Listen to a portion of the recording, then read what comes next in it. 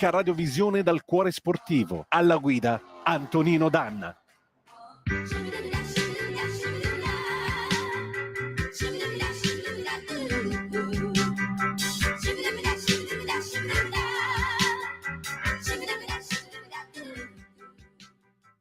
Buongiorno Antonino, a te la linea.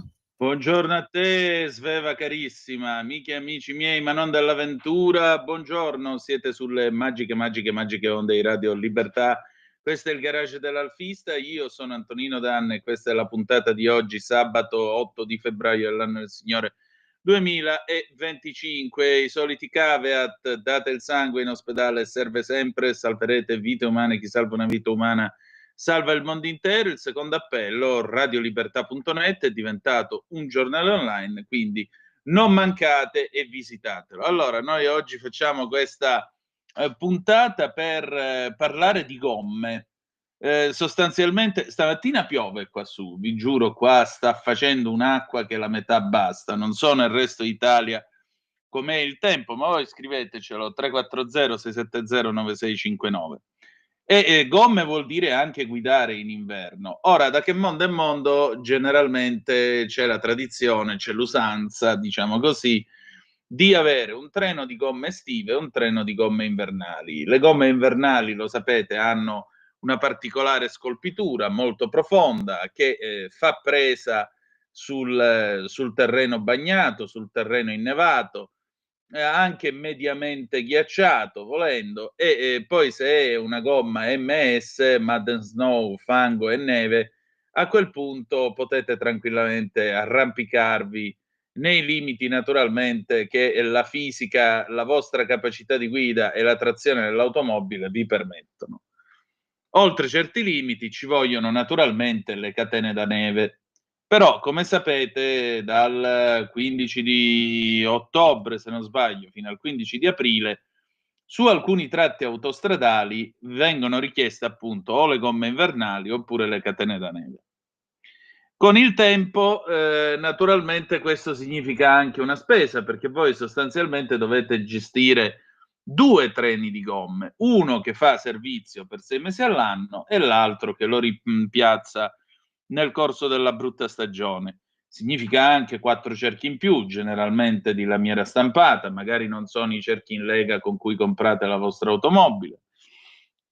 E soprattutto significa anche un costo, perché da qualche parte 'ste 4 gomme vanno anche tenute. Accanto a questa possibilità ce n'è un'altra che in Europa si è diffusa di recente, ma che in realtà ha una storia molto lunga. Sono le cosiddette gomme ogni tempo o 4 stagioni, come vengono chiamate, che francamente 4 stagioni pare che stiamo a parlare della pizza. Chiamiamole ogni tempo, perché l'italiano è bello proprio perché ha queste sfumature. Qualcuno, se vuole fare l'anglicismo, può dire all season. Quando è cominciata questa storia? In realtà le gomme ogni tempo esistono da quasi 50 anni, pensate. Era il 12 settembre del 77, grazie Sveva, che vi sta mostrando appunto il primo manifesto della prima gomma ogni tempo. Questa è una pubblicità del 1980 che si alterna con il simbolo dei 3 picchi e del fiocco di neve che indicano in Europa la gomma ogni tempo. Bene, la gomma ogni tempo nasce nel 77. Questo è il Washington Post del 12 settembre 1977 e sentite un po' chi è che l'ha inventata. La Goodyear quest'oggi introdurrà una nuova gomma a carcassa radiale di tipo ogni tempo che dice renderà obsolete le gomme da neve. La Goodyear ha annunciato che questo nuovo prodotto è la prima gomma mai prodotta nella storia che risponde agli standard industriali delle gomme invernali, ma è intesa per essere usata lungo tutto l'anno. Chiamata tiempo, la parola spagnola per le stagioni o appunto per il tempo, la nuova gomma sarà responsabile di circa la metà delle vendite di gomme invernali radiali della Goodyear in quest'autunno e fino a 1/3 delle sue vendite di gomme a carcassa radiale nella fascia della neve. Queste sono le previsioni di business che sono state diramate. I produttori di gomme nel passato hanno promosso le gomme a carcassa radiale per la guida invernale perché offrono una trazione potenziata sulle strade innevate, sulle strade bagnate e sdrucciolevoli, comparate invece alle gomme quelle con le tele incrociate che si usavano fino al dopoguerra. La carcassa radiale poi fu introdotta dalla Michelin nel 46. Le gomme Tiempo, dice sempre la Goodyear, sono le prime gomme ogni tempo a carcassa radiale a essere certificate anche come gomma da neve. Questo significa che gli automobilisti possono utilizzarle legalmente sia nel distretto, diciamo così, di Washington, che sulle strade del Maryland quando c'è la neve, dove invece vengono generalmente richieste appunto le catene da neve oppure le gomme invernali. Goodyear inoltre sottolinea che la gomma ottiene la sua capacità di dare la trazione invernale da alcune lamelle che si estendono dalla spalla della gomma fino a mezzo pollice dentro il battistrada e dalle lamelle di gomma che mantengono la trazione nel terreno freddo. L'intera carcassa della gomma è fatta con due tele incrociate di poliestere e due fasce d'acciaio. Quant'è che costeranno ste gomme? Da $39 in poi, misura 185-75 R13, fino alle più grandi che erano 235-75 R15. Insomma, gomme abbastanza larghe per il tempo. Poi in realtà gli anni 80 hanno visto l'arrivo delle gomme ribassate, il super ribassato e così via. Quindi è una tecnologia in realtà che non è recente, però sono gomme che si sono diffuse nell'uso comune in Europa da poco. Si possono utilizzare appunto sulle strade europee e sulle autostrade europee in sostituzione di catene da neve e gomme invernali vere e proprie. E quali sono allora i vantaggi di queste gomme?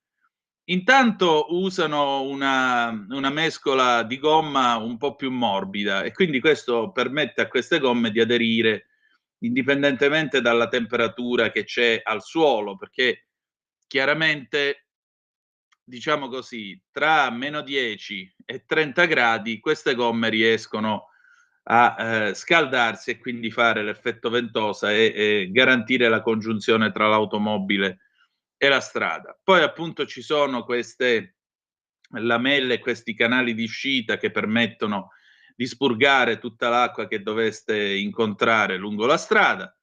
Offrono una buona performance per quanto riguarda la tenuta stradale, soprattutto vi permettono una buona tenuta in curva, resistono all'acquaplaning quando c'è il velo d'acqua sul terreno e quindi l'automobile sembra proprio galleggiare. A me una volta è capitato e non è stata una cosa piacevole. Non c'è bisogno di cambiare le gomme appunto 2 volte all'anno e diciamo così vi garantiscono un consumo di benzina più o meno vicino a quello delle gomme estive che chiaramente offrono meno resistenza al rotolamento.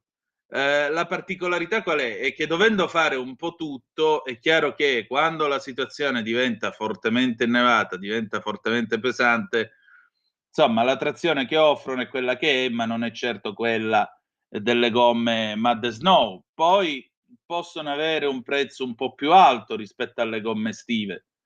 È altrettanto vero però che voi comprate un treno di gomme e non ne dovete mantenere 2, quindi comunque avete un risparmio. E naturalmente questo però non è che siccome vi siete montati le gomme non è che siccome avete montato le gomme appunto con 3 picchi e il fiocco di neve come viene identificato in Europa, allora andate tranquilli, tanto che problema c'è?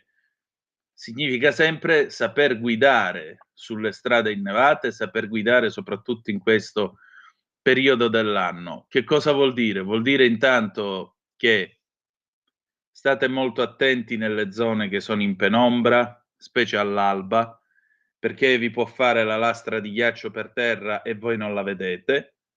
State sempre attenti quando vedete la strada lucida, perché la strada lucida è segno che sicuramente c'è una lastra di ghiaccio e in ogni caso la tenuta, l'aderenza non è quella che vi potete aspettare da una strada asciutta.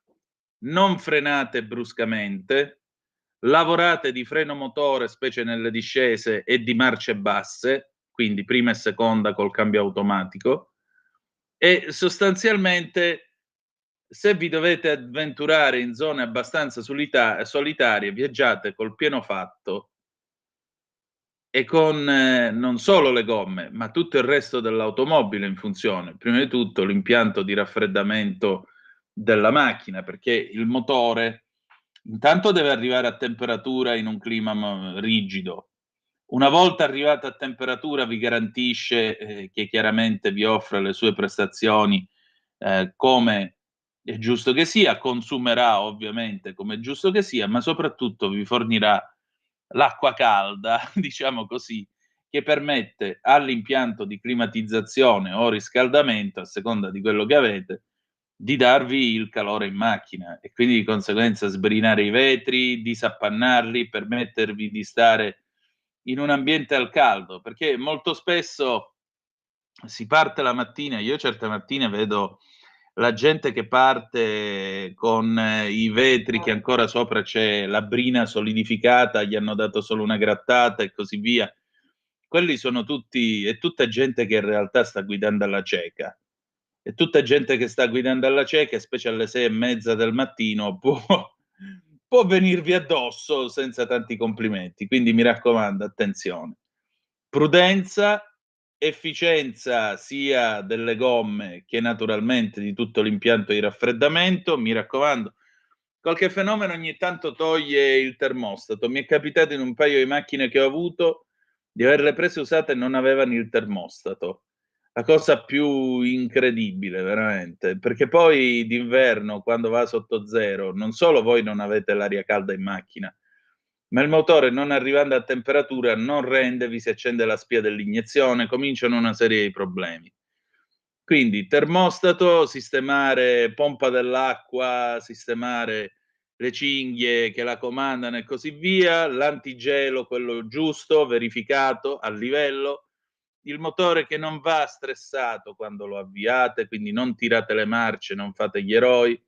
Quando il motore arriva a temperatura, allora potete chiedere tutte le prestazioni che volete. Fino ad allora dategli il tempo, non andate forte, non tirate le marce, non fate sorpassi o fesserie, perché quello porta una botta di usura al motore che la metà basta e non lo aiuta certamente nel servizio che vi deve rendere.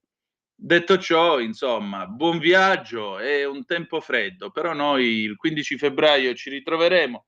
Speriamo di trovare un po' di sole perché francamente ora come ora il clima è abbastanza deprimente, però con le gomme giuste potete andare dappertutto. E poi, tutto sommato, la pioggia ha sempre la sua poesia. Ma occhio, prudenza e mi raccomando, attenti, perché la strada bagnata non vi darà mai la sicurezza di una strada asciutta.